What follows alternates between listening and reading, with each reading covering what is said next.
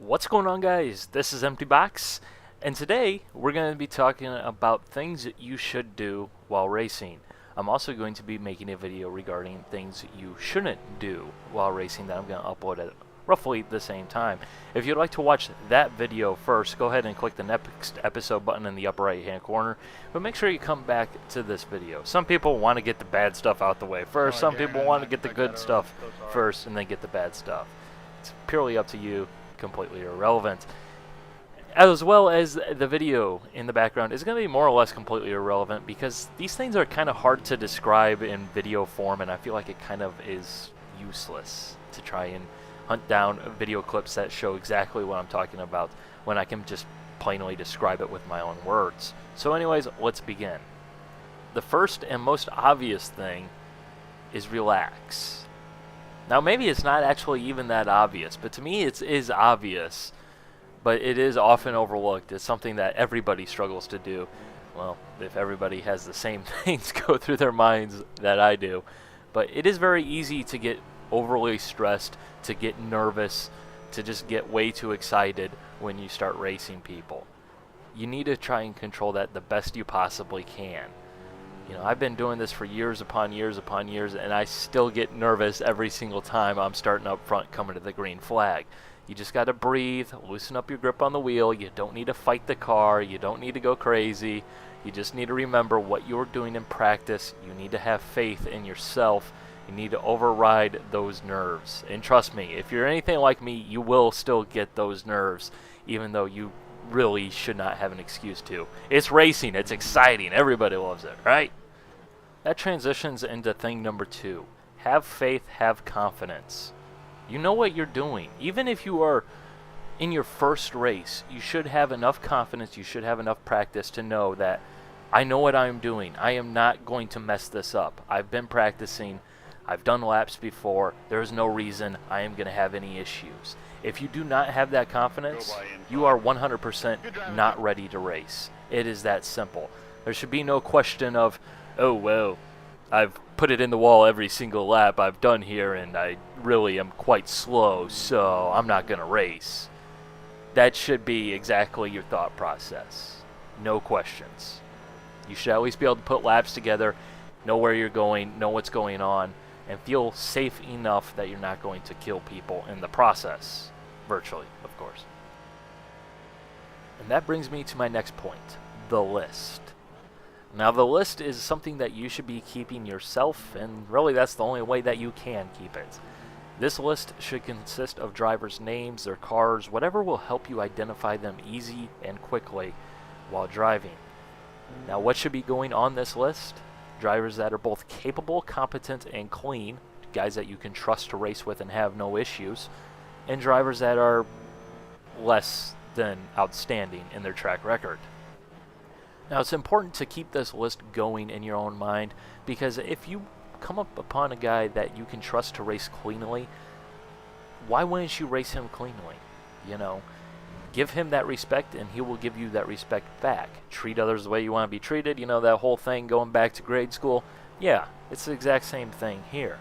If a guy lets you go when you are faster, chances are down the road when he ends up having a faster car than you that race, you should probably just move out the way, return the favor. There's no reason not to if the race is still early on and still going, you know? It just goes back to my earlier point with the nerves. If a guy has proven himself as wild at best, he's wrecked you every single time you've been around him, chances are you should probably not be around that guy the best you possibly can. Leave him extra room into the corners because you know that he will probably wreck you if you don't. You know, you have to race individual drivers differently because of their own track record and their proven history. If you don't have this list, you have to basically drive like everyone is a complete and utter idiot, which is slow. It honestly is. You know, when you're giving people extra room that they may or may not actually need, you're just giving time away basically. But if you don't, you're going to end up in a lot of wrecks. You can't trust every single driver to drive capably, competently, and safely. It's not going to happen. Some guys just don't have a freaking clue. Not only do you need to keep track of the drivers around you, you also need to keep track of the situation in the race. Now, early on in a long race, you have time to give. If a guy is faster and he's hounding you, there really is no reason not to just let him go. You know, like I mentioned earlier, it's just going to make your life easier, to be perfectly honest, and that guy's going to be thankful for getting out of his way. However, within the last 5 laps of a race, for example, everybody's going to defend their position, and they should. That is racing. That's what it's supposed to be. You need to have that mindset that people will race you, and there's nothing wrong with that. I often see a lot of inexperienced drivers complaining, "Oh, I was held up," or "He just didn't get out of my way, and he ruined my race because he was slow." Well, if it's early on in the race, yeah, it's pretty stupid to do, honestly. There's nothing wrong with it at all. But when it gets down to crunch time, everybody's going to defend their position. There's nothing wrong with that. You have to pass them. Alternatively, when you're in a mixed class situation, you need to be mindful of what is going on within the other classes. Mixed class racing is exceptionally difficult because of this. If 2 cars are battling for a position in a different class, you don't want to split them up. You don't want to ruin someone else's race when you have nothing to gain. You know, if I have no cars around me within like 10 seconds and I have 2 cars in a different class coming up to pass me in, you know, my Ford GT, for example, I'm just going to get out the way because I have no business here. I have nothing to gain by splitting up this race. You know, it's just going to piss off one driver, make another driver really happy. I don't need to have an effect. I need to know the time and the place for me to get involved. You know, it's that simple. You need to drive heads up. You need to drive smartly. You need to recognize when you should be racing someone and when racing someone is not profitable. When you just really, quite frankly, need to get the hell out the way. And now we come to the final piece of the puzzle, passing and defending your position. Notice I didn't say blocking, because I really don't like blocking.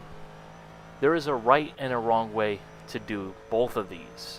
Passing is perhaps the most difficult, because people often think, "Oh hey, I got the faster car, I'm gonna pass this guy," and they just chuck it into a really stupid move. I'll talk about that in the other episode.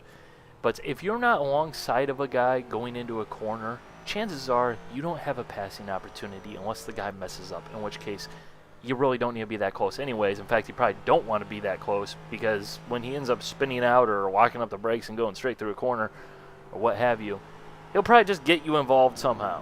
So if you're not close enough to actually pass someone, just back out of it. You have nothing to gain but everything to lose. You know, if a guy has proven that he's going to shut the door time and time again, I don't need to be really close trying to pass him until I get a really good run on him and I made it perfectly clear that I am here and I'm passing you and you're just going to have to deal with it. You know, people often will dive bomb other drivers, and that's not the right way to do things. That will just get you into a lot of incidents. It'll get you into a lot of wrecks. It'll make other drivers unhappy with you, and then you'll end up on everybody's list, and you don't want to be on that list. You want to be on the good driver list. Now we come to defending your position, which, when done wrong, becomes blocking, which I'll talk about in my other video.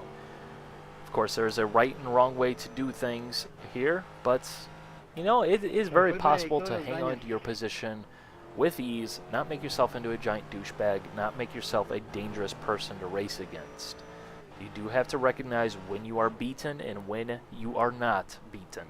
You have to know, I've lost this corner, I've lost this race, this guy, I just have to let him go. There's nothing I can do about it. Personally, I prefer to go with the Formula 1 definition of defending your position or blocking, and that is basically you get one move. I can make one alteration to my racing line, you know, for example, down a straightaway coming towards a brake zone, to try and keep the driver behind me at bay. However, he can react to that and I can't do anything from there on. Why is this important? Because otherwise you get into straight up outright blocking, which is very dangerous, very silly, very stupid. You know, like I mentioned, you have to know when you are beaten. You have to know when you still have the corner. You have to know the situation, and you have to race the other drivers cleanly if you want to be respected and have more fun. Because trust me, it's a lot more fun when you can trust the other driver not to be a complete and utter moron. It's a lot more fun when you don't end up playing grid where you're stuck behind a car because every time you do anything he just makes a different move because he's a douchebag. So that's that. And yeah, go on to the next episode.